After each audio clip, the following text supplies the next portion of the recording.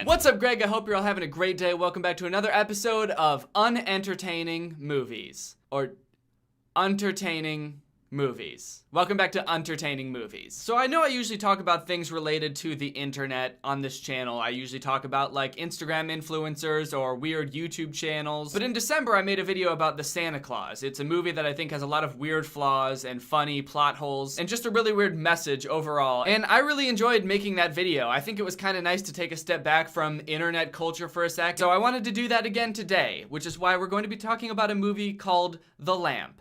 Just Believe. This is a movie that came out in August of 2011, so 8 years ago. As you can probably tell by the poster for this movie and everything about it, it's a low-budget movie. It's just one of those like low-budget movies that just has like a really weird plot. It's got this whole like mystical element to it, as you can probably tell by the title and the genie-looking lamp. But the mythology and the lore that they build around this lamp doesn't really make much sense. And all of the acting and writing is pretty bad. Stanley is the main character of this movie. So you see the kid's picture there. He's wearing a baseball uniform. On top of the casket, there's like a blanket with a baseball pattern on it. And then there's a ball and a mitt on top of the casket. This kid was very into baseball. It seems like his entire personality was baseball. Then there's this part which is never really explained where everybody leaves the funeral and the only person still standing there is Stan, who's Eddie's dad. And he picks up a picture of Eddie and he's just kind of looking. And then it cuts to this guy who's just some janitor looking guy named Sam. And he's just standing there watching him, looking like he's almost about to cry or like he's having this epiphany or something. Almost as if he's never seen anybody mourn before, even though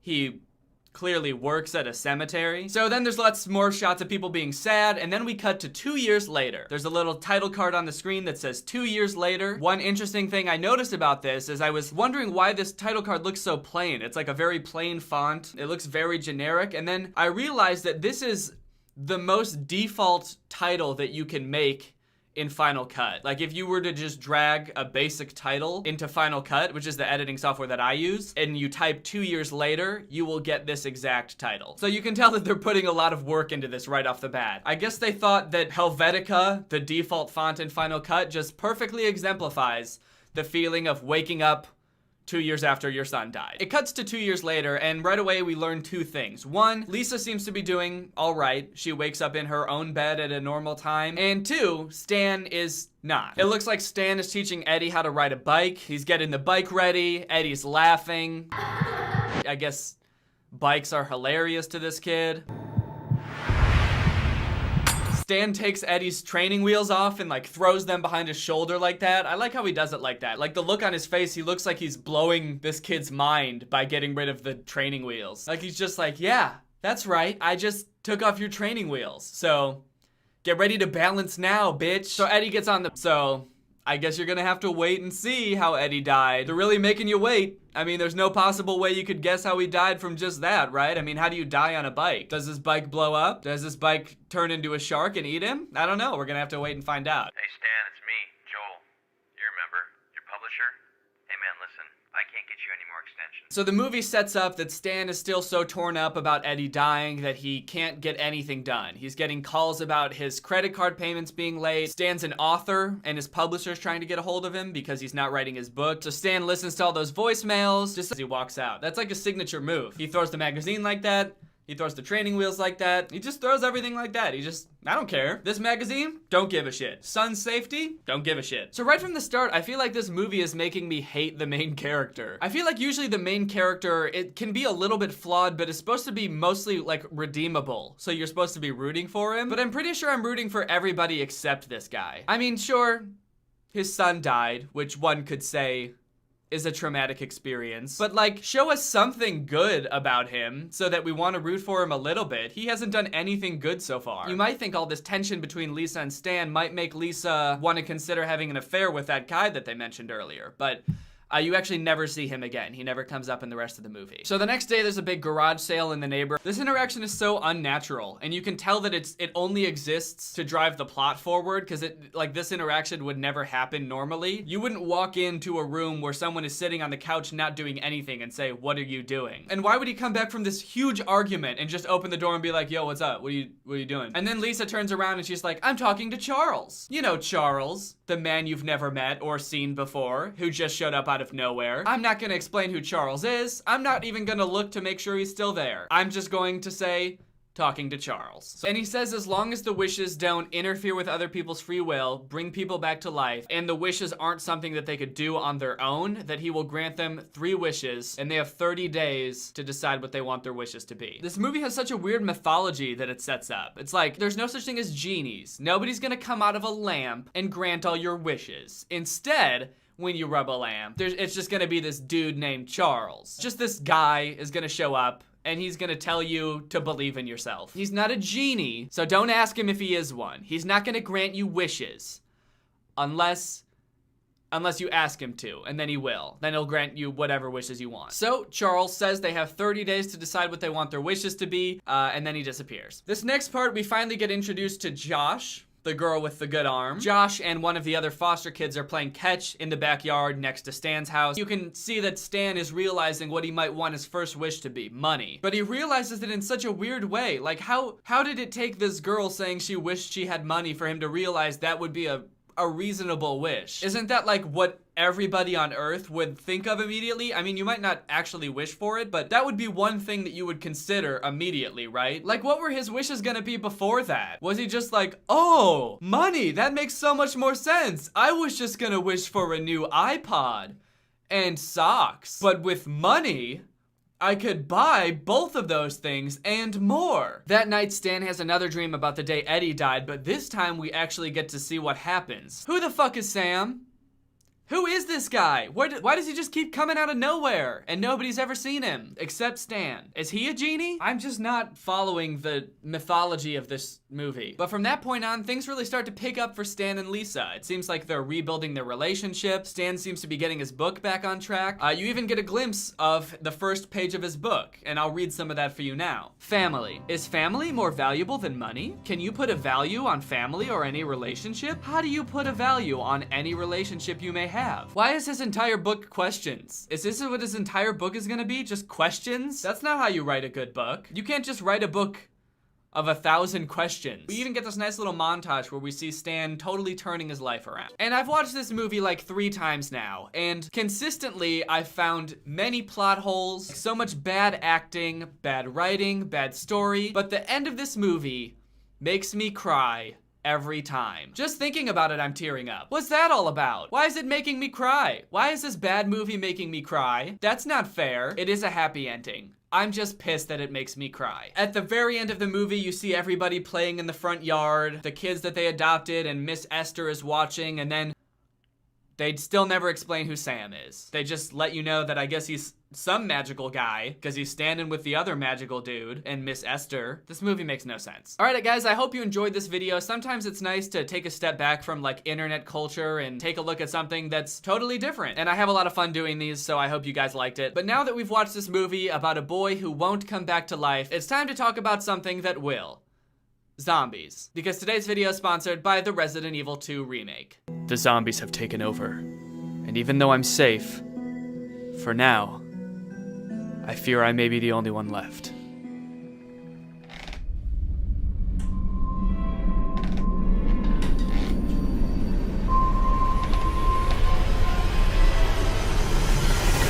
Hey, whoa, hey, get out of here. Hi. Go away.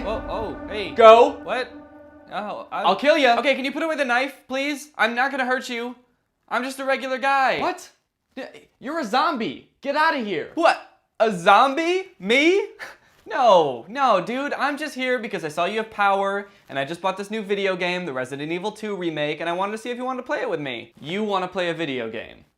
Uh-huh. About killing zombies. Yeah. Don't you think that's kind of ironic? I think it sounds fun, okay? It's one for each of us. Dude, I'm not gonna play a video game with you. You gotta go, man. You gotta get your little zombie butt out of my house. Hey, why do you keep saying I'm a zombie, huh? What, just because I'm pale? Just because I have red circles around my eyes? Where's your foot? Huh? Your foot. It's gone. Oh. I must have forgot it in the car. Why are you bleeding? Huh? Oh, this? Like you just got bit by a zombie. This is just because I'm so excited to play a game with you. You're bleeding because you're excited. Is that not something that people do? Why would you think that that would make me want to play a video game with you? Does that make you seem healthy? Come on, just play with me, please. It's fun. It's a fun game. And you promise you're not gonna bite me? All right. Let me see the game. What's up, Greg? I hope you're all having a great day. Welcome back to my channel. This, of course, is another episode of Teen Time, the coolest show on the internet for teens, hosted by me, a 25-year-old man. Today we're going to be talking about the movie Swiped. Why, you might ask? Well, because everybody told me to talk about the movie Swiped. I don't really know if Swiped counts as a low-budget movie. I mean, it's not a blockbuster by any means, but it does have some pretty big names in it. It has the mom from Good Luck Charlie. It has Noah Centineo. Noah Centineo, the king of really weird tweets. When your business meeting becomes a spiritual meeting. Her waves, me faints. So I guess he has some sort of serious medical condition. Swiped is a movie about dating in the modern age, the age of swiping left or right to find bae. It's a movie mainly marketed towards teens about dating in the modern age, written by a bunch of adults. So you know it's not gonna be preachy at all. Okay, let's watchy now. Judging by like the movie poster and all of the promotional stuff for the movie, you would probably think that Noah Centineo is the main character of the movie, but he's actually not. The main character is actually this guy. The movie starts off by introducing the main character. His name is James. The movie wastes no time establishing the fact that James is a nerd. He's sitting in the car watching some like technology show. Simple as this. In tech and in life. If you're not disrupting, you're not innovating. For some reason, the guy who's talking has kind of like a newscasting setup where he's got like a picture in the background, but the picture in the background is just the same video of him talking. Hey guys, welcome back to my show. Today we're gonna be talking about me and what I'm talking about right now. It's very important what I'm talking about right now, so that's why I'm showing it on the screen. What I'm talking about right now is very important. To further establish the fact that he's a nerd, his sister is making fun of him for being on his phone when he should be interacting with other people around him. I haven't said a word in 2 hours. Oh, sorry, I was watching Simon Lang. Simon Lang? When are you gonna interact with real people who are right in front of you? It should be noted that while she's bullying him for being on his phone, she's also clearly doing something on her phone. The great thing about college is it's the opportunity to make friendships that last a lifetime. Wow, what a great little bomb of knowledge the mom just dropped. Something that pretty much everybody knows about college. You can make friends there. It's like she's assuming that he doesn't know what college is right before she's about to drop him off at college. You know, the great thing about college is that you can make friends. Okay. And meet the professors and then graduate. That sounds awesome. I want to do it. Well, good, because we're here at college. Oh, sweet. Bye-bye, son. A little smaller than it looked in the brochure. I think it's big enough for 2 people. What if you want to have friends over? Let's get real, Mom. That's not gonna happen. James, please don't let the computer be your only friend. Bye, James. Bye, James. Damn, they're really roasting this kid before they drop him off at college. This is supposed to be like a sweet moment, and they're just going in on him. Just walking into his room like, holy shit, this room's small as hell. Hey, try not to be an antisocial little bitch the whole time you're here, all right? Okay, bye-bye. Also, is this the only thing that James is bringing to college? They just brought like 3 shirts and a pillow and a blanket, and that's it? Like no underwear or socks or school supplies. James is a minimalist, to be sure. Oh, he is also carrying a small suitcase, but he opens that up and the only thing that he pulls out of it is a lamp for his desk. I guess so he can see his computer screen better. I guess that's all you need in college these days, a blanket and lamp. You must be Lance. You must be my soon-to-be transferred to another college roommate. Okay. So this is your side of the room. I left it completely untouched. Why does he have to say that? This is your side of the room. I've left it completely untouched. When I walked into my dorm room in college for the first time and met my freshman roommate, the first thing I thought wasn't like, I hope this guy hasn't been touching my side of the room. That's such a weird thing to add. It makes it sound like he was touching his side of the room. So this is your side of the room. I've left it completely untouched. I didn't go over to your closet and smell your clothes. I didn't rub my bare butt all over your bed, so you don't have to worry about any of that. Next, we meet the main love interest in the story. Her name is Hannah, and she's just a shy girl looking to find love. She looks to be either in line for a party, or maybe this is the party. I can't really tell. She's talking to this guy whose hair just teleported onto his head from the 1990s, and it seems like they're really hitting it off. God, I just want to kiss you. I don't even know your name. Oh, it's Rob. What's your last name, Rob? Why do you need so much information? Your last name is so much information? You see this? What, it's a phone? No, it's not a phone. This is a 24/7 portal to all the sex that I could ever dream about. All I have to do is click. you're obsolete. So that's a weird scene. I understand the desire to like know things about somebody before you hook up with them. That makes sense. Like you want to ask them questions, you want to flirt a little bit and get to know each other. But you don't just flirt with people by asking them questions like, what's your last name? And what town were you born in? Like when you meet someone, it's not really expected for them to introduce themselves to you with their first and last name. Unless you're John Paul Jones from The Bachelorette, in which case it's expected and encouraged. It's just like if he had told her his last name, would she have been like, all right, you've told me all I need to know and you meet every criteria. It's time to have sex. But also, like, why is it such a hassle for this dude to tell this girl his last name? How is that any effort at all? Just say your last name. It's so weird that like that's the thing that sets him off. Like, is this dude in the witness protection program or something? What's your last name? Oh, hell no. What? You see this? I can have as much sex as I want with this. Oh, okay. But then why are you flirting with me if you can just have sex from your phone? I have a lot of sex, okay? Okay. You're obsolete, okay? You literally just told me you wanted to kiss me. Please. I gotta go home anyway. My mommy said dinner's ready. What? I mean, I have to go have sex with my phone. Okay. Bye. Bye. Then Hannah's walking all alone by herself, just reading her book, and James runs up, and at first I was like, where did he come from? But then I went back and realized he was literally standing in the background for that entire scene, just kind of like watching from the darkness, kind of looking like he's not really sure what he's supposed to be doing. So that's kind of creepy, James. What the hell? You go to school here? Yep. Me too. Okay, cool.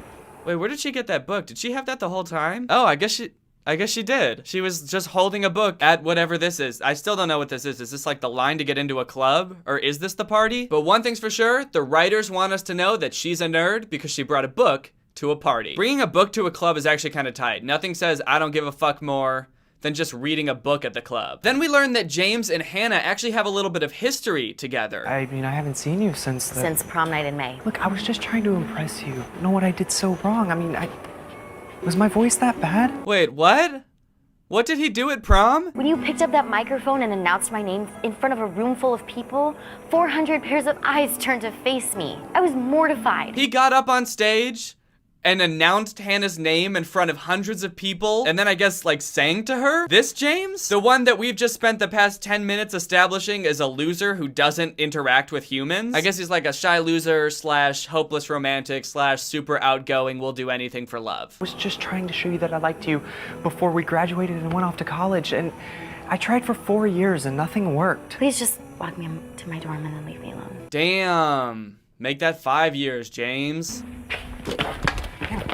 What the heck? What did she trip on? It's a completely smooth surface. What did she trip on? And how did she trip to the side like that? It's kind of impressive. It's like she got pushed by a ghost. So I left this scene feeling very confused about what their relationship is even supposed to be. Like, do they know each other? Because it sounds like he spent like the past 4 years obsessing over her, but then somehow didn't know that she was shy and wouldn't like being called out in front of 400 people. They also apparently had no idea that they were going to the same college, and it was just a coincidence that they ran into each other. I'm very confused. I feel like the backstory was not well developed. Hey! Oh, get dressed.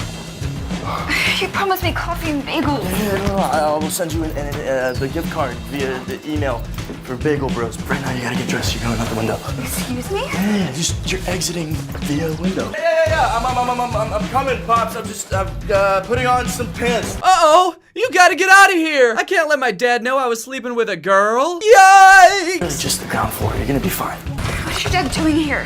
He's just bringing me my stuff, all right? But it's time for you to go. Come on. I'm afraid of heights. Hey, Bimbo flying! Somebody catch her! Bimbo flying? Who wrote this movie? What is this dialogue? Bimbo flying, somebody catch her. And then it looks like she jumps to her fucking death. Like this echoey scream, like she's falling from the top of a skyscraper. I thought she was jumping from the ground floor. That doesn't look like the ground floor. Well, I can't let my dad know I was hooking up with a girl, so you know what I had to do? I had to kill her. Lance is like the ultimate womanizer. It's basically, I think, what Noah Centineo thinks that he is in real life. He's a stud, he sleeps with girls, he doesn't remember them, and he certainly doesn't call them back. You don't remember me? Do I know you? Yeah, we slept together. I will call you.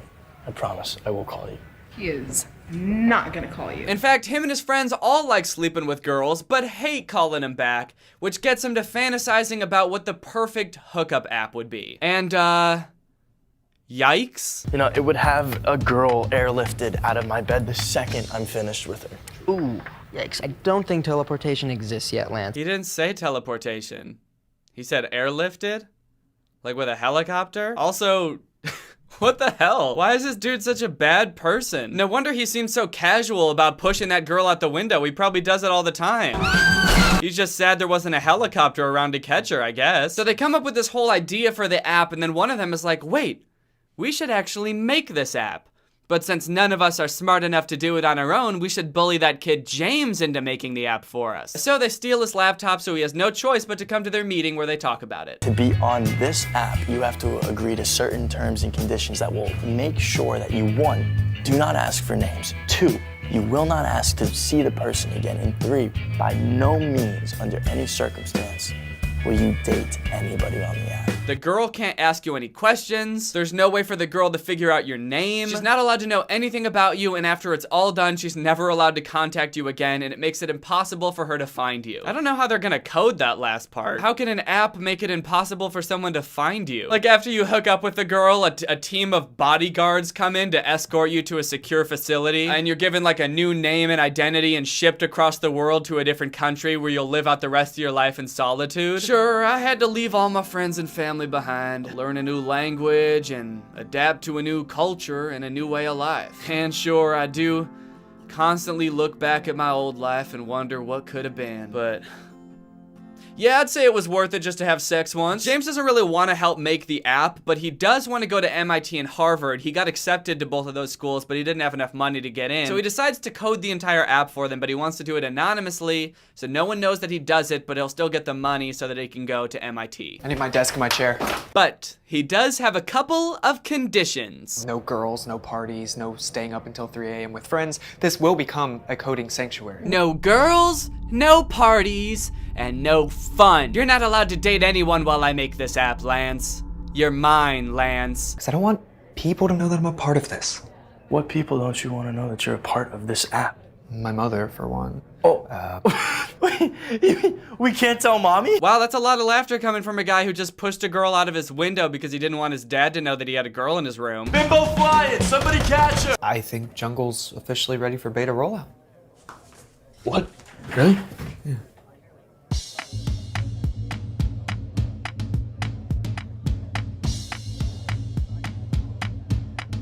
Is this the app? Just thousands of little pictures of girls in their underwear? Why are they showing us this like it's the app? This doesn't look like an app. It looks like a commercial or something. Are these all the girls on the app? If so, how? He just finished the app. Could be a slight problem though. What problem? What is it? And there's no logical incentive for the users of other hookup apps to transfer over to Jungle. I didn't think of that. And there's got to be like a mathematical theorem to convince them. A mathematical equation to convince people to download an app? What?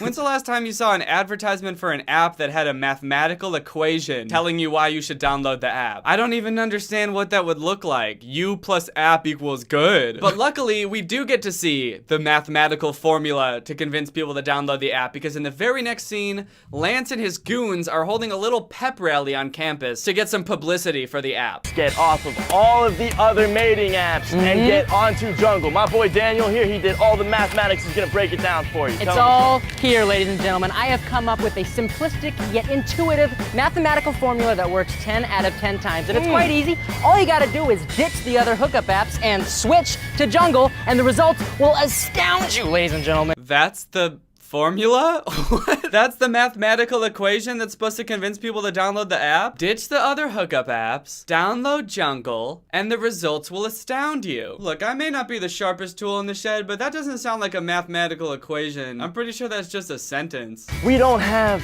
the time to know a girl's name. We don't have the time for them to know our name. Who does? We got school. We have school! We don't have time for girls to know our names. I have to attend to my studies. This I actually kind of agree with. I can't tell you how much time I wasted in college just telling people my name. I probably could have graduated like 2 years earlier if nobody knew my name. And knowing other people's name, don't even get me started. How am I supposed to learn when I got all these names in my head, filling up all that space? And how am I supposed to sit in class and listen to the teacher talk when there's just a crowd of people surrounding me screaming their names in my ears? Because that's what girls do. They just want to tell you their name over and over. Do you really want to pay for a movie? No! Or flowers? No! I'm gonna say the C word. I know we don't like to say it, all right? Here we go.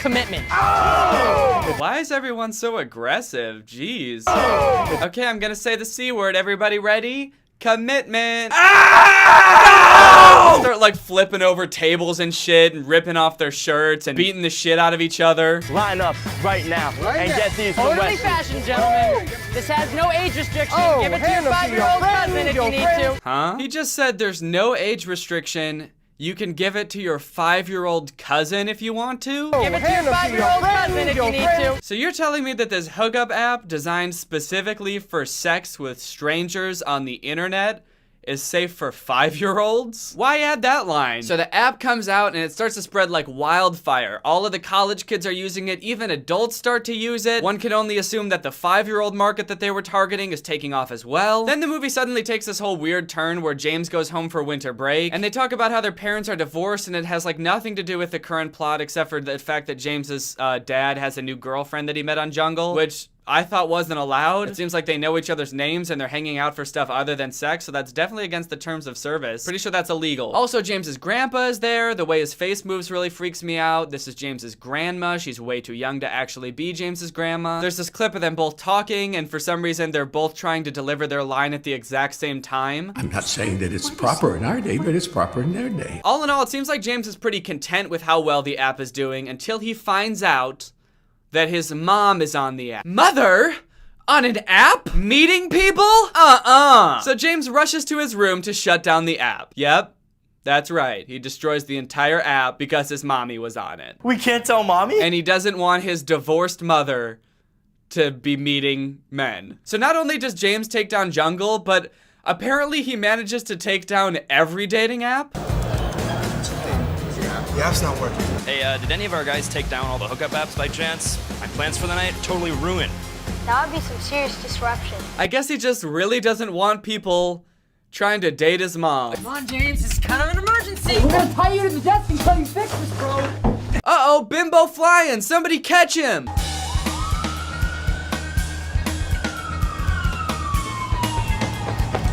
Why are there sirens going off in this scene? It's just Lance and his goons running after James, right? It's not like the police are after him. I mean, I guess James did somehow shut down a bunch of apps that he didn't own. Probably did like millions of dollars worth of damage to their server. So I guess maybe the police could be chasing him too, and it's just an unrelated thing and they never show it. What I feel like actually happened is that while they were trying to film it, a fire truck drove by, and instead of waiting for it to leave, they just kept filming and were like, we can fix it in post. And the way they fixed it in post is just by adding more siren sounds. So James finds Hannah, and Hannah lets James stay in this house full of girls that Hannah lives in, including this girl who somehow isn't dead and her legs aren't broken. She actually seems perfectly fine. They were kind of letting James stay there with the promise that James would come up with an app that would fix all their problems and make guys want to hang out with them. And James kind of just comes out and is like, so the app is actually kind of just like all women.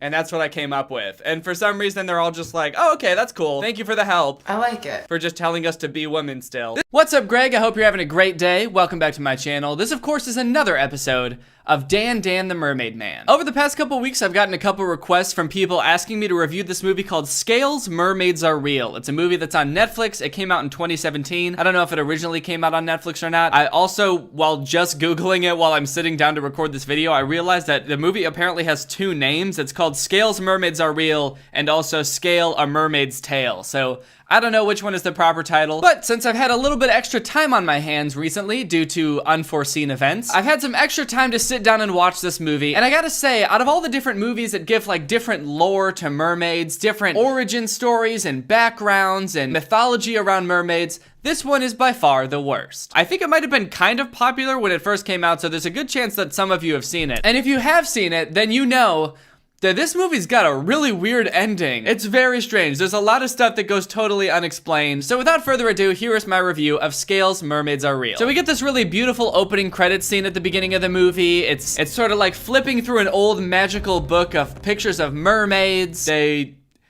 kind of look like they were drawn by a 4th grader, so I'm not sure what's up with that. And then the main character, Siren, gives us a little narration about how she's always dreamed about living in the water. My whole life, I've dreamt of water.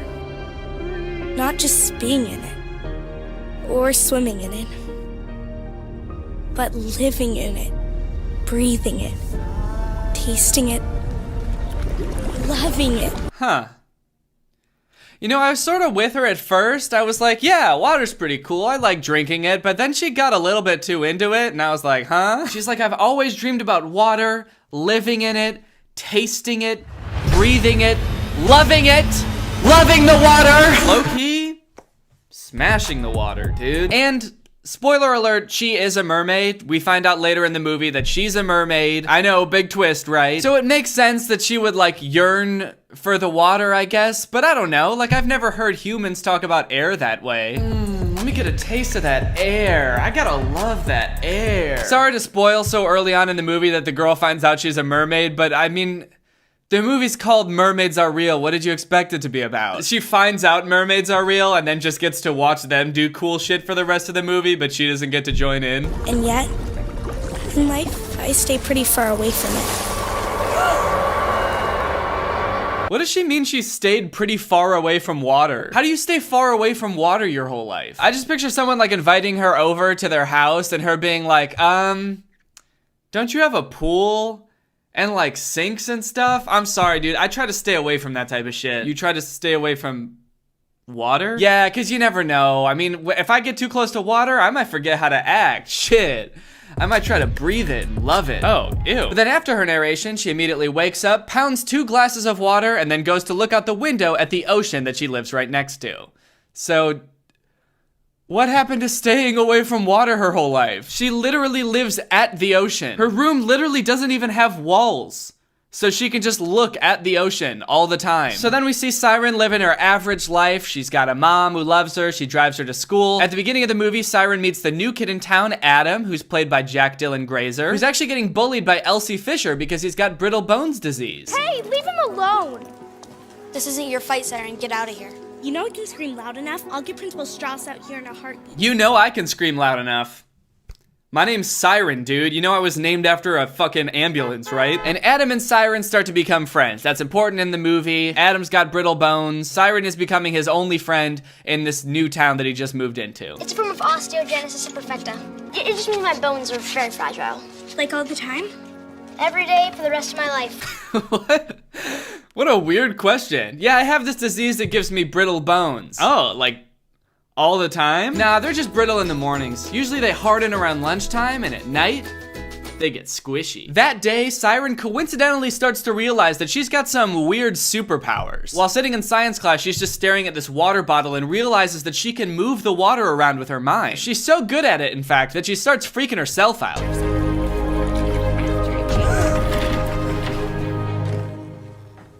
What is it, Siren? I have to go to the bathroom. Did they add in gasping sounds when she said she has to go to the bathroom? I have to go to the bathroom. Excuse me, can I go to the bathroom? What the fuck? The bathroom? I haven't seen anyone go to the bathroom in 15 years. Why would anyone go to the bathroom? It just doesn't make any sense. Guys, my bones are getting squishy. But she actually doesn't go to the bathroom. She goes home. She's like, I have superpowers.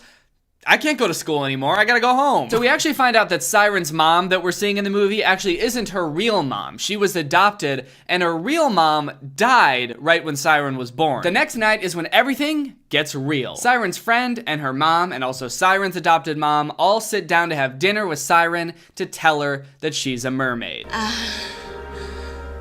Honey, you're a mermaid. So is your birth mother, so am I. Quite a few women in this town, actually. Okay, very funny. And how come I've never spent, like, any time in the water then? I don't know, dude, because you've been avoiding it your whole life for some reason. She finds out that she's a mermaid, so is her friend, so is her friend's mom. In fact, a lot of women in town are mermaids. No men, for some reason. But Siren's adopted mom is not a mermaid. Important to note. She's like one of the only women in the movie that's not a mermaid. This would explain why I can control water. You can do what? Control water. That's the mermaid thing, right? This makes you very unique, Siren. If you can do this, it's possible that your blood may also have healing powers. Which would make you very desirable to the hunters. The hunters? So yeah, there's hunters. Apparently there's dudes that just go around killing mermaids so that they can use their blood for healing powers. Because mermaids' blood has healing powers. Their blood can heal like diseases and any injuries. And these hunters want to track the mermaids down so they can use their blood to help people. And the mermaids don't want that. They don't want to help. They're like, hunters, get away from us. We don't want to help. We don't want to help heal anyone. Just leave us be. We just want to play in the sea. I don't understand. Couldn't they just like have blood drives or something and donate blood and send it to hospitals where they can use it to cure any disease? But no, apparently they just want to go do their own thing, have their fun little mermaid life in the ocean while we walk around up here with our brittle bones. Anyway, Siren doesn't take any of this well. Well, this has been a really great dinner. Thanks for coming over. So she runs off, you know, as girls do, to take a bath. You'll be okay. You'll be okay, my reflection in the mirror. No hunters are gonna come try to kill you, because you're just a reflection in the mirror. They're gonna come and try to kill me. And while she's in the bath, she starts to transform.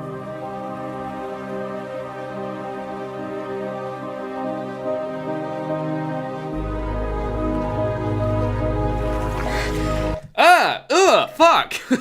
Gross. So she gets scared of her gross little fish feet and she hops out of the tub, revealing her whole ass fish body, tail, leg thing. It's really gross. Why'd they make the mermaid tail look so gross and fleshy? It's also weird that it doesn't bend at all. It's like a stiff mass. Your legs, when you become a mermaid, just become a stiff mass. And yeah, maybe stiff mass is a gross thing to keep saying over and over, but you know what? It is a stiff mass, okay? It kind of just looks like one leg. It's like both of her legs fused together into one big beefy leg. Like in this movie, mermaids don't have like pretty looking tails. They've just got one big beefy leg instead of two little ones. So she's so grossed out by this big stiff mass that she actually falls on the floor and faints. Is my real mom alive? Yes, she lives in the ocean. My mom could come and get me anytime she wants. Ooh, yikes. That's rough. So Siren's real mom has actually been alive this whole entire time, but she's a mermaid, so she's been like living in the ocean doing whatever mermaids do. It's not that easy, Siren. She's trying to protect you. I guess Siren's mom wanted to protect her from the hunters, but seems like that didn't work, did it? Because what do you think is gonna happen in this movie? That's right.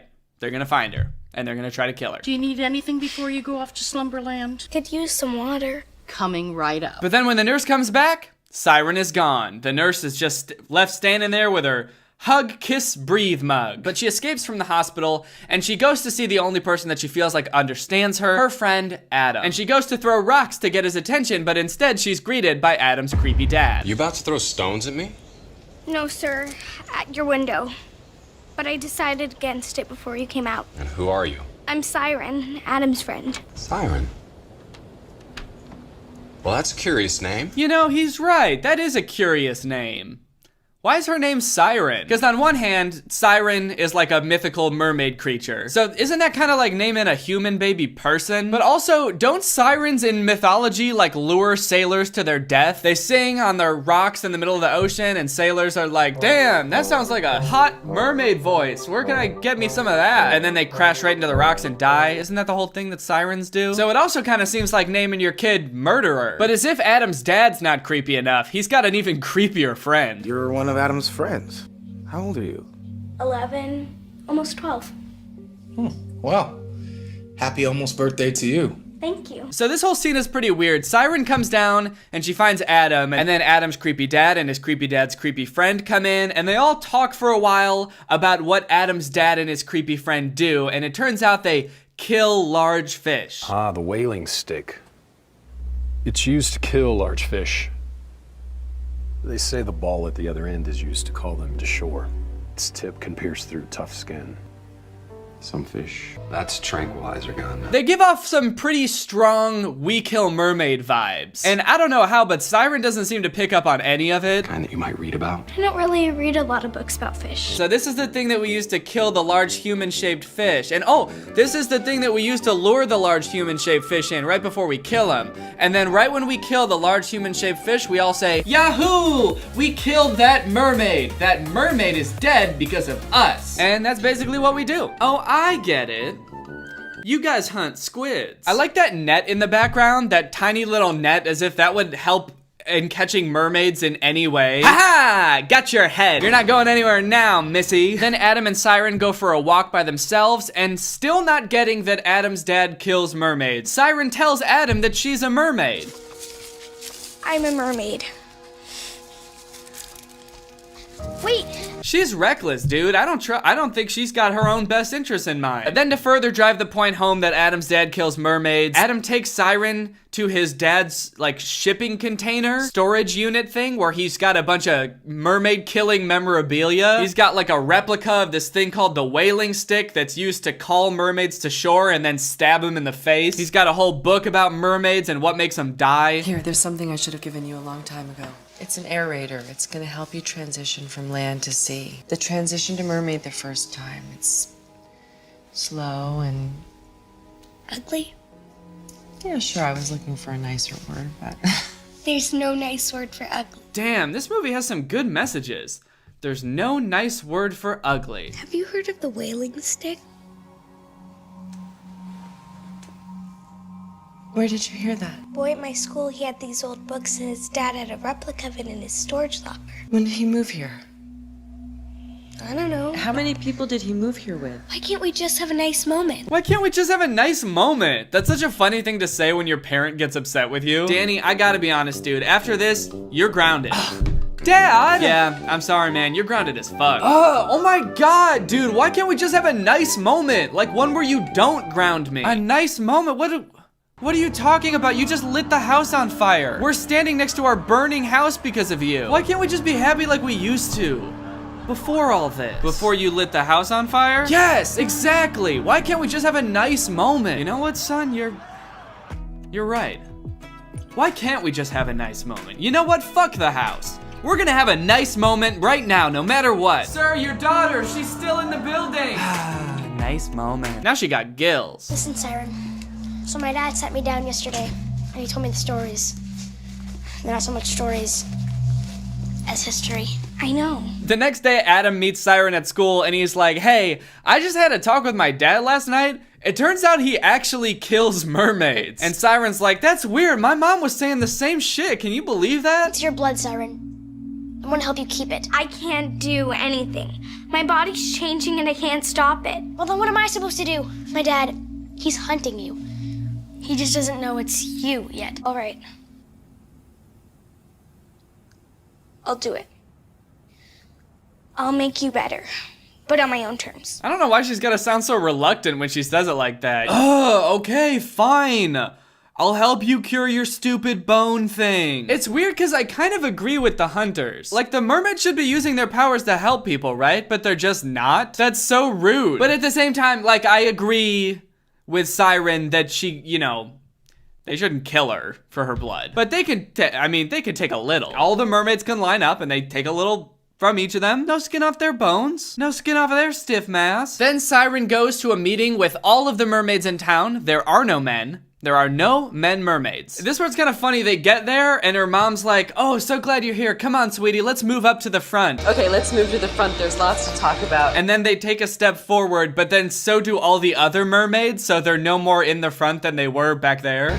So lovely, honey. You've got nothing to be afraid of.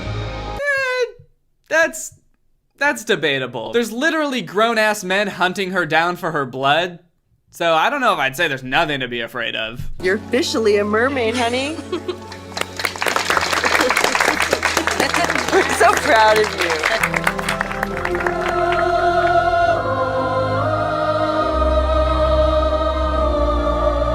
What's happening? Are they singing? Are they singing? No, sweetie, they're filing their taxes. This is how mermaids file their taxes.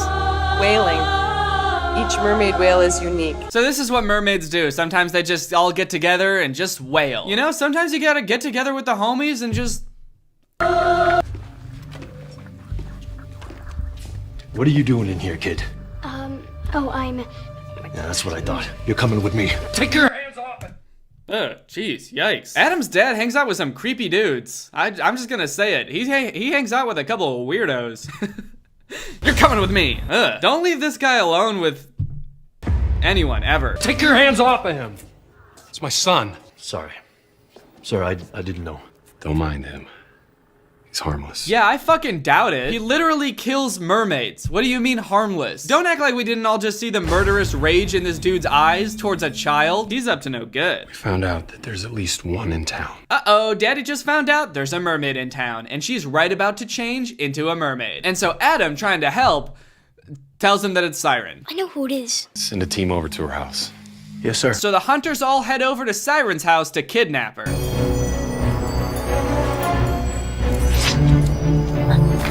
Oh shit!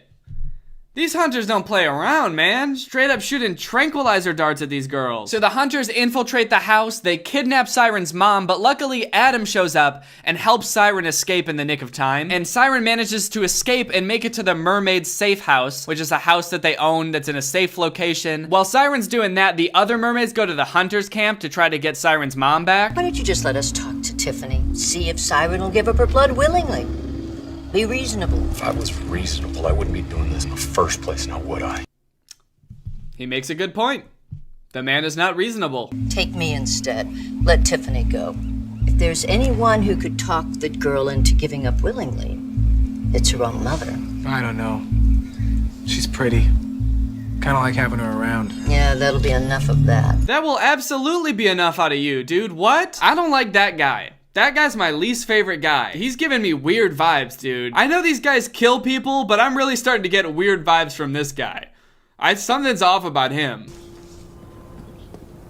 Oh my god, this scene. Okay, so they let the mom go in exchange for this lady. So the mom escapes and she starts to book it home. Let her go. And then this absolute creep is like, actually, Not a chance. I'm not gonna let her go. I'm gonna chase her down. And so he just starts booking it down the street, chasing her.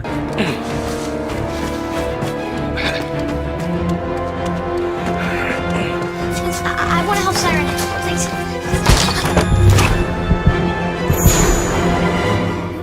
It's broken. Holy shit, what?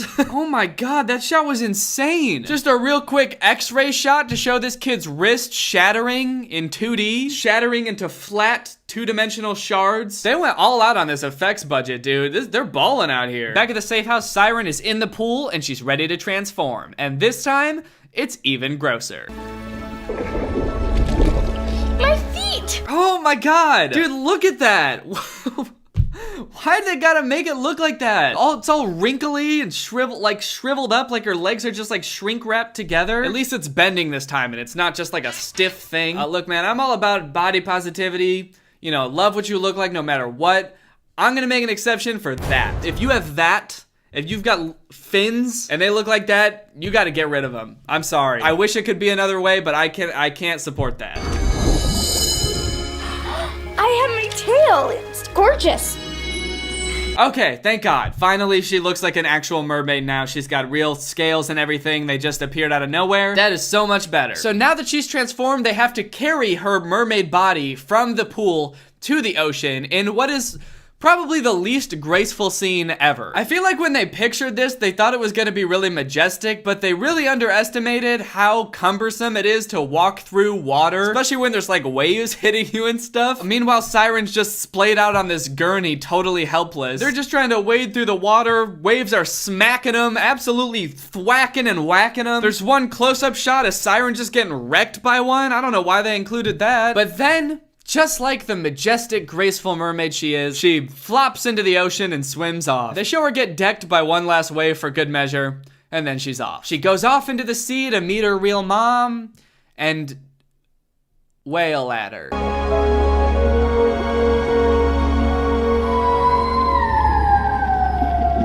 Uh-oh, the hunters are here. You tell her to come back here! You look like you'll be changing pretty soon, won't you? Yeah, I suppose you'll do. Not a pure breed, But you just have to give me twice as much blood. Wait, what? So, before they said that, like, Siren had special blood that had healing powers because she was a pure breed or whatever, and that's why they needed her, but now it turns out that they can actually use other mermaids, and they just have to use more blood? But they said... But I thought... Nah, dude, that's probably not even true. This dude probably just made that up. He just wants an excuse to kidnap a girl. Dad? Adam, what are you doing here? What are you doing? I don't want this. Son, this is not the time. Look at how you're acting. Who do you think is half human now? Stand down. But finally, Adam manages to convince his dad to have a little bit of humanity and not kidnap all these girls. But then...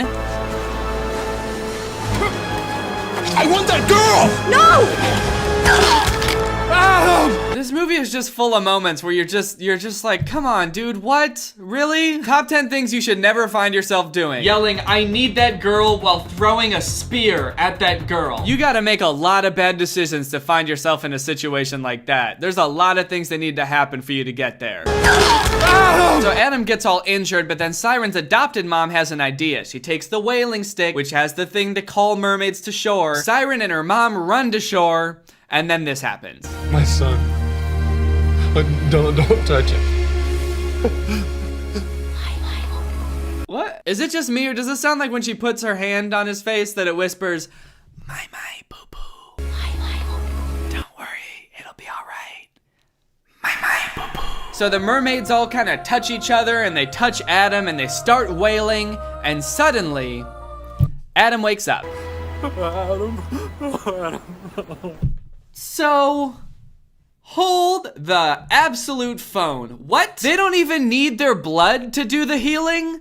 They can literally just touch someone and sing whenever and cure anything? They cure his injuries. They also cure his brittle bone disease. He's fine now. I feel different. Just because they sing. How are all mermaids not doctors in this world? They're so selfish, dude. They're so shellfish.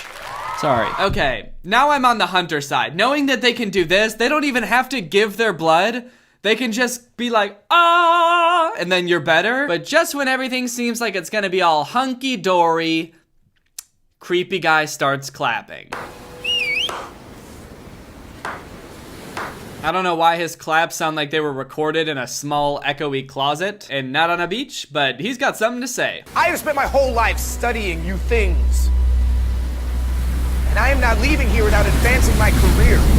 Not a chance. So the mom, she can control water too, so she summons this big wave, and she's like, I'm gonna take you out with this big wave. But obviously he's like, so you're gonna kill everyone on the beach? What is that gonna do? But then Siren gets an idea. And let me tell you, it's pretty crazy what she does. Stay away from her! What are you gonna do?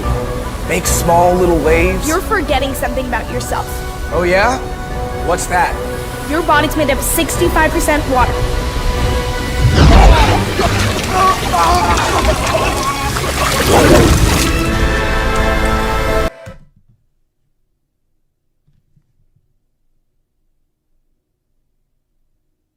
Is that not the most insane thing you've ever seen? Especially in a kid's movie? The protagonist of this children's movie just said, you're forgetting one thing.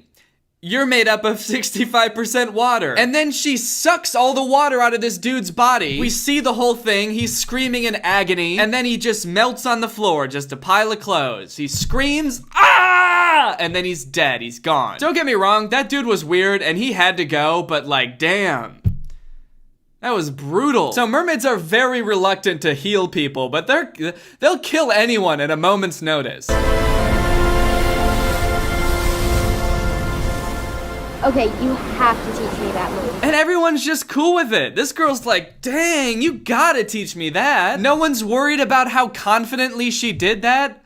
Like, she's definitely done that before. That's not the first time. Also, hold on. If humans are 65% water and she took all the water out of his body, where's all his, like, bones and stuff? And his organs? Where's all the stuff that's not water? It's just, the only thing left is clothes. Is that what scientists mean when they say humans are 65% water? They mean the other 35% is clothes? Like, when you're naked, You're 100% water, which means Siren wants to breathe and love you. The movie ends with Siren going off to live in the ocean. They never explain what they do in the ocean. The only shots you ever see is just them kind of like swimming around and playing and going around seaweed and singing. Like, what? I don't know. What do they do? What do they do down there that's so important? Like, if they had like a climate change research institute down there, I'd be like, okay, that's a noble pursuit, but it seems like they just kind of fuck around. They could be on land saving everyone's life, but instead they're like, well, we actually have a game of Marco Polo planned for the rest of time, so I can't cure cancer. Sorry, I know. Well, guys, I don't know what to say. Moral of the story?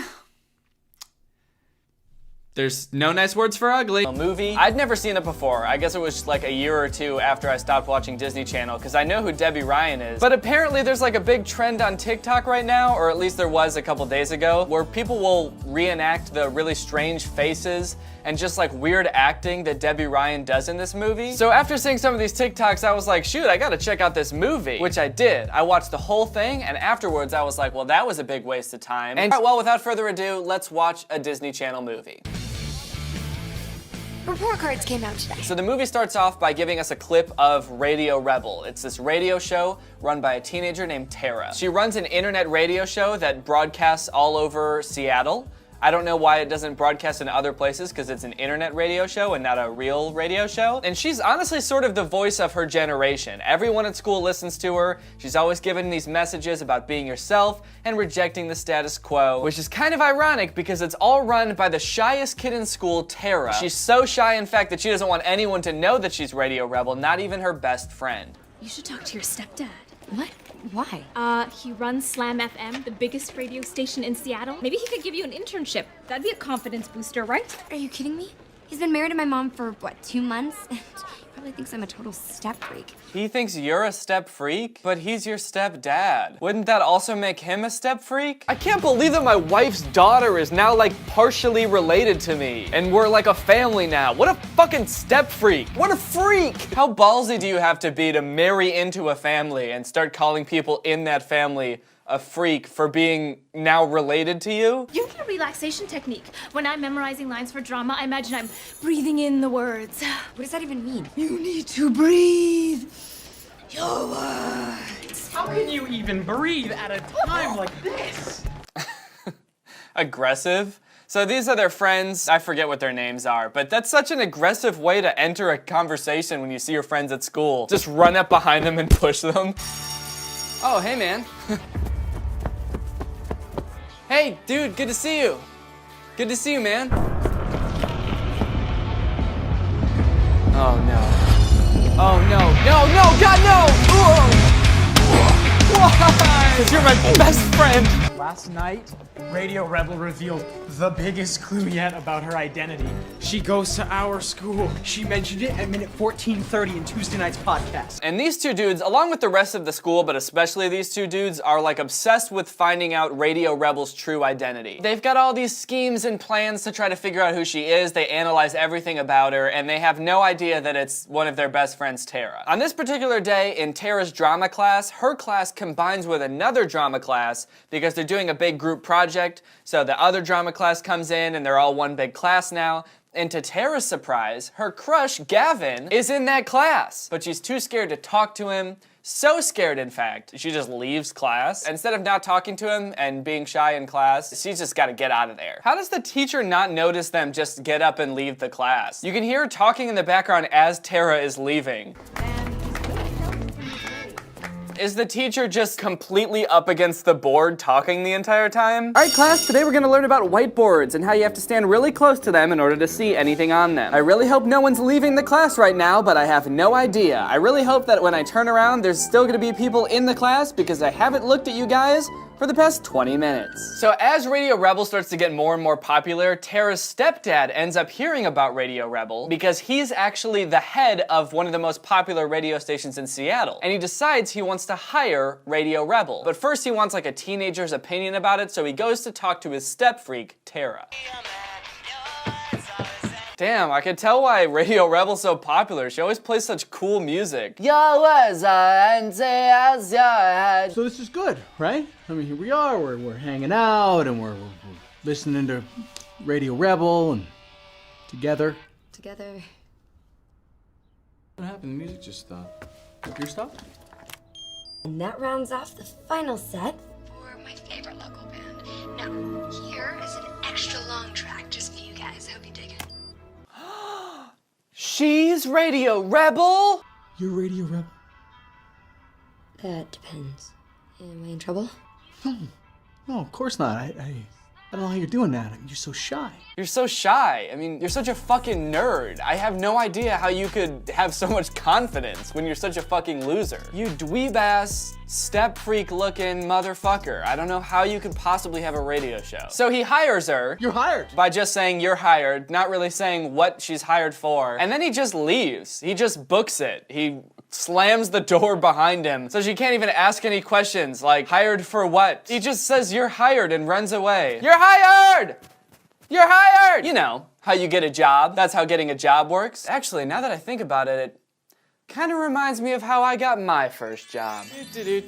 Oh shit! Oh shoot! No! What? Oh shoot! Oh, sorry, man. Did you just break my package?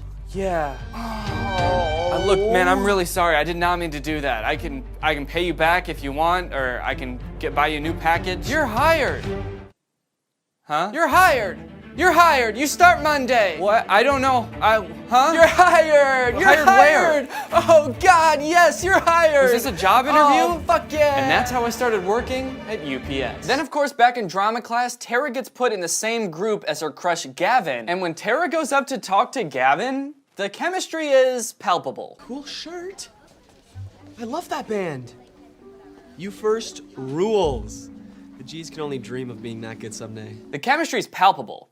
You can palp it. It is able to be palped. The chemistry is Palpatine. Do it. Okay, here's a good scene. So in this scene, they're in gym class, I guess, and Tara is talking to her best friend, and her friend invites her over that night, but Tara has to do Radio Rebel. She has to do her show, so she can't. But since her best friend doesn't know about Radio Rebel, Tara just has to lie and say that she has to do something else. At least, I'm pretty sure that's what happens, but for the life of me, I cannot focus on the conversation they're happening because of all the weird shit going on in the background. I think this is supposed to be a gym class because everyone's outside playing and doing sports, but everyone is doing like drastically different stuff. In just this scene alone, you see people sitting, stretching, running, one lone dude playing soccer, jumping jacks, skipping, and football. Did their gym teacher that day just be like, I don't fucking care, just go outside and look like you're exercising. It doesn't even matter if you are, just look active. Just be wearing gym shoes and sit on the ground. I don't care. This is kind of a theme throughout the whole movie where the extras are just on some other shit. They're just not doing what they should be doing. I feel like there was a director for the movie and then there was a director for the extras, and the director for the extras just wanted to have fun with it. Okay, take this girl in the yellow hoodie, for example. Let's watch her for the entire scene and see what she's doing in gym class. Ugh, gotta stretch. Oh, it's my best friend Michelle. Hey Michelle, how's it going? High five. Oh yeah, I love you. Oh, another high five. Okay, that's different. You're my best friend now. Oh shit, I think I'm gonna puke. Look at me now, I'm wearing a hood. I'm hood girl, just kidding. It's still me. Oh hey, I think I'm gonna run with these people. I'm just kidding, I'm not. I would never do that. I would never run with those people. Radio Rebel is shot in the arm that Slam FM needs. Since the last show that I produced with Snazzy Dog crashed and burned, there's a lot hinging on this, right? Including my job. No pressure, okay? No pressure. I know you're just a shy teenager and you're nervous to talk to people and you're just intimidated by me even being your stepdad. But just so you know, the safety of my jobs is totally in your hands, and if you fuck up, we will both be homeless. Okay, maybe I should play a song just to make sure I know how to. No. Bad practice. How did she fuck up that much by pressing one button? Is there a button that just automatically plays a song and distorts the shit out of it and makes it sound horrible? Is there a button that does that? And if so, why? Why not just get rid of the button? All right, I guess I should practice first before I broadcast to millions of people. Let's try pressing the button that says, don't press this, it makes everything sound horrible. Oh no, it sounds horrible. I'm a failure. 8, 7, 6, 5, 4, 3. So she starts her first Radio Rebel show on the actual radio station, like the very next day right after she was hired, and somehow everyone is already listening. I don't know how everyone automatically knew that she would be on the radio and not on the internet anymore, but I guess they they figured it out. But the show goes surprisingly well. Once she's in her element and she closes her room off so no one else can be in there, she's able to really get in character. You get to see everybody at her school listening and having a great time, except these two. These two are going insane. They're losing their minds. They're trying to analyze her voice and figure out which girl at their school it is, but it's not working because Tara's using a voice modulator that's making her voice sound different. They're not happy about it. They're going wild. They're becoming deranged. I worry about those boys. If you're with me on this, we're red tomorrow. It'll be like saying that despite our differences, we're in this together. And she gives this message at the end of her broadcast saying basically everyone should come together, not care about their social classes, and not be so divided. And she tells everyone if you're with her and if you support the message, wear red to school tomorrow. And just like that, pretty much everyone is wearing red the next day at school. Something that I've noticed in a lot of Disney movies that has not been my experience at all is that people in high school in these Disney movies are so fashionable. It's unbelievable. Everyone's dressed to the nines. I mean, everyone's got like, they're layered, they got cool outfits on, everyone's wearing hats. We weren't even allowed to wear hats in high school. I mean, this girl's wearing a fedora. There's a lot of fedoras in this movie, I would like to add. In my eyes, everyone at this school looks like the one person in high school that wore a suit to school every day that every high school inevitably has for some reason. I'd say that's about equivalent to like wearing a fedora to school and a vest. It's a similar thing. Can you guys tell us apart? You guys are fraternal, not identical. Did someone in the background just go, red, bam, bam, bam, bam? Just so excited about wearing red to school today. Red, bam, bam, bam, bam. We just ran a recording of Radio Rebel's show through a voice analysis app. Soon I'll be able to profess my undying love. We'll be famous. We could get a reward. How can you get a reward? No one's offering a reward. There's been no mention of a reward. Who would pay you? The police? They don't care. I don't think any like adult is going to pay a big chunk of money to find out the identity of a teenage girl. I really hope some grown-ass man's not sitting at home like, I will pay $20,000 for whoever brings me the girl. That would not be good. Later on, we see Tara practicing her drama class project with Gavin and Stacy, and we get to see some more good Debbie Ryan acting faces. And Gavin's character doesn't know you like him. So, you're in agony. I need to see... Now the school keeps confiscating our stuff. I mean, I've lost 2 sets of headphones and an MP3 player just this term alone. Although I did notice that some of us seem to be exempt from this little stuff-snatching epidemic. Funny how that works, huh? Why is that girl in a neck brace? Have we ever seen her before? I don't think she's a character in this movie. It's just a weird detail, but I don't know who that girl is. Our music is who we are. Are we gonna let someone just snatch that away from us? Why does it sound like she's trying to start like a school-wide mutiny because the teachers won't let them listen to MP3 players in class? That seems like such a weird stance for this movie to take, right? That kids should be allowed to listen to music during class? It really seemed like the moral of this movie was going one direction, like, hey, don't be afraid to be yourself, and we don't need to label each other like pops and non-pops, and then all of a sudden it was like, and we should be able to listen to music in class, and the teachers shouldn't be in charge, we should! Are we just gonna let them take away our iPods and our fucking Zunes? I say we stage a coup! Here's a new song about, trying things you never thought you could. Check it out. Vibe it, really, really dig on it. And then, remember that feeling. Oh man. You know, I was starting to think this movie was like a little bit out of touch, but then I heard that cool kids lingo. Listen to this song, vibe it, really, really dig on it. Chew it, munch, munch, crunch it, throw it up, groove with it. Then she does another stunt like the whole wearing red thing, but instead she decides to directly disrupt class by telling everyone to just get up and start dancing at 8 a.m. the next morning, which everyone does. Even the teacher is getting down in this class. But the principal, the evil principal, doesn't like that. And she tells Radio Rebel to turn herself in or there will be consequences. Radio Rebel, I advise you to turn yourself in now, or your future will be radio silence. So instead of doing that, and instead of, you know, backing down and stopping her antics, she gets a girl who works at the radio station to drive a giant-ass van with big-ass speakers to the front of the school and just start blasting music during lunch. What is going on? Well, Marita can't complain about us disrupting class time because it's lunch. What exactly is Radio Rebel trying to prove? She's like, oh, you don't think we should be able to listen to music in class because it's distracting to the one person listening to music? Well, how about instead, I distract everyone and make it impossible to get any work done. It's not only weird that a student would do this, but it's also weird that the radio station is going along with it. Like, what a weird thing for a radio station to get involved with. Like, purposely distracting students during school by driving a big-ass van with speakers to play music outside. There's also a little subplot in this movie where Gavin is sort of having issues with other members of the band, like the lead singer. The lead singer only wants to make party songs, but Gavin wants to have like a deeper message to his songs. And the lead singer's kind of getting a big head about the whole thing. Since when do our fans determine what we play? Price of fame, my friend. 1, 2, 3. 1, 2, 3. I have news.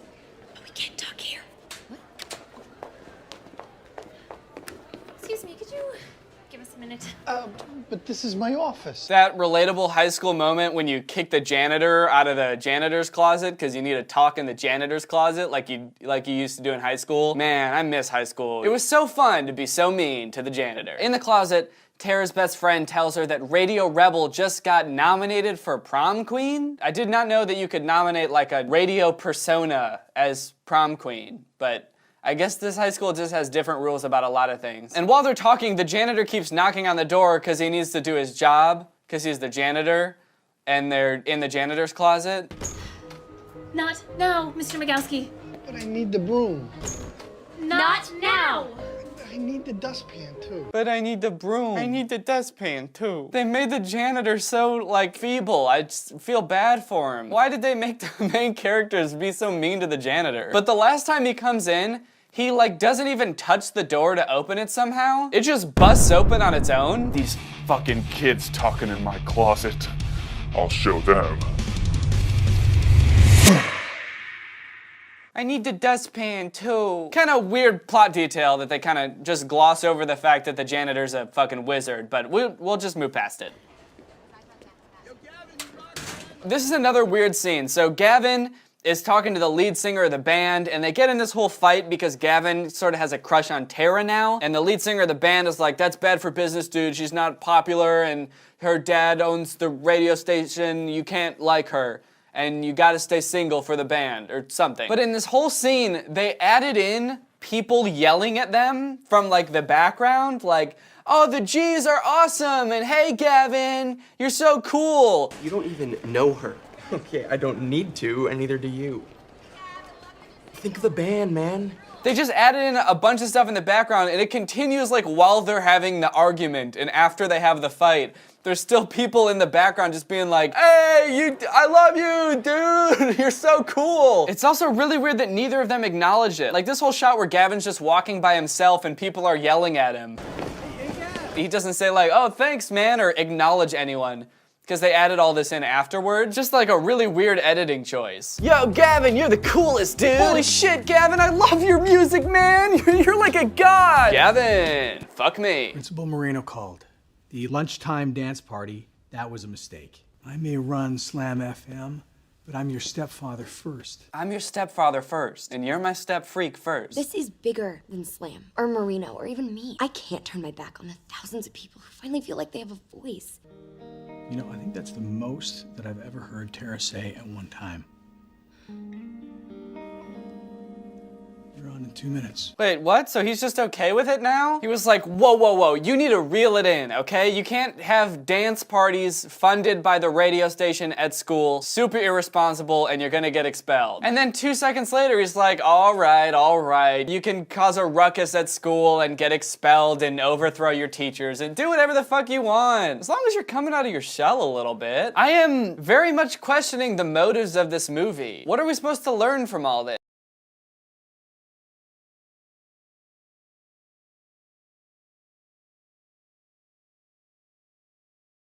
And coolest movie moments of all time? I don't know. Think it's a contender. So Radio Rebel keeps causing a ruckus at school, and the principal's not having it because she can't figure out who Radio Rebel is and she's not coming clean. So she decides to punish everyone by canceling the prom. I'm canceling the prom. Which of course makes everyone pissed at Radio Rebel because they're like, you ruined our whole year. We all want to go to prom and now we hate you. But then Tara comes up with this idea where the radio station can just host their own prom and everyone can come for free, and they decide to call it MORP because it's prom backwards. And it got me thinking a lot about prom and like high school dances in general. I remember in high school thinking that those were fun, but also like, why do they do that in high school? Why is the teacher's job to like teach the kids and then also throw a dance party for the kids? Why is that part of the teacher's job? It just seems weird. Like, who was the first teacher that decided to have a prom that was like, I'm sick of teaching these kids day in and day out. Like, when do I get to see these teens dance? When do I get to watch these teens dance to Get Low?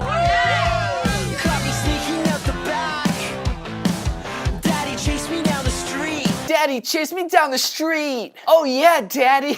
Oh yeah, Daddy, chase me down the street. This movie's got a couple fun, like, musical moments because they got this dope-ass band, the G's, in here, so they have a couple of their songs played throughout the movie. And they pretty much crushed most of their performances, despite the fact that the frontman plays the bass guitar, but seems to think that it's a regular guitar. Later on, it's time for the drama class to perform their big presentations that they've been working on this whole semester. But right beforehand, Stacy says she needs to talk to Tara, but ends up just pushing her in the janitor's closet and locking her in there. Have you guys seen Tara? She's late. Move on already. Pay attention to Stacy. You're turning into a real jerk. You know that, don't you? Me. Yeah. Whoa, dude. Me changing? Me wearing this gray camo scarf, a blazer, and a flannel fedora. You think I've changed? He does have a point, actually, kinda, because everyone at their school dresses like that. I think the scarf and the hat is a little bit much. Pick one. We have to tell Mrs. Brower we can't do our scene. No. Stacy DeBane is not a quitter. I'm not gonna fail this assignment just because Tara's a no-show. Why would they fail the project just because one of the students didn't show up? Wouldn't they like reschedule it or something? Or try to find this missing student? All right, it's MORP time. Time for the big MORP. Time for everybody to get MORPed. As I'm sure you could have guessed, Radio Rebel wins prom queen. Or sorry, MORP queen. It's not prom, it's MORP. Radio Rebel! But like, rigged much? Radio Rebel literally works for the radio station that is throwing MORP. Doesn't anyone think it's weird that she won MORP queen? Just saying, I'd look into it. Most of you don't know me. I'm the girl who sits in the back of the class. And at the very end here, Tara reveals herself to be Radio Rebel. I'm Radio Rebel. Then the principal comes on stage, somehow she snuck in, and she tries to expel Tara for being Radio Rebel. But then everyone in the audience does that thing that they do at the end of movies where they all stand up for her and everyone's like, I'm Radio Rebel. I'm Radio Rebel! I'm Radio Rebel! No, I'm Radio Rebel! Until eventually everyone is shouting that they're Radio Rebel and the principal just has to leave. I don't know, why doesn't she think it's Tara anymore though? Tara is obviously Radio Rebel. Like, why, did she really get confused by everyone saying that they're Radio Rebel and she's like, oh fuck, no, I have no idea who it is. After Tara gave like the long monologue about how she's Radio Rebel. Damn, well I guess they really did overthrow the principal. That's the big ending of the movie, they did it. The principal is gone. I don't know if she'll ever come back. Anyway, at the end of the day, it's a Disney Channel movie, so what did you expect? There's a nice message in there somewhere about being yourself, and I feel like if I was in high school and I watched this and I was shy, I feel like maybe I would get something out of it and feel like it's okay to overthrow the principal. But that's the end of the movie. I hope you guys liked it. It was kind of fun doing a Disney Channel movie. I feel like maybe I should do more of these, so let me know if there's any other Disney Channel movies you want me to watch. I feel like everybody knows them, so it's kind of fun to relive the experience.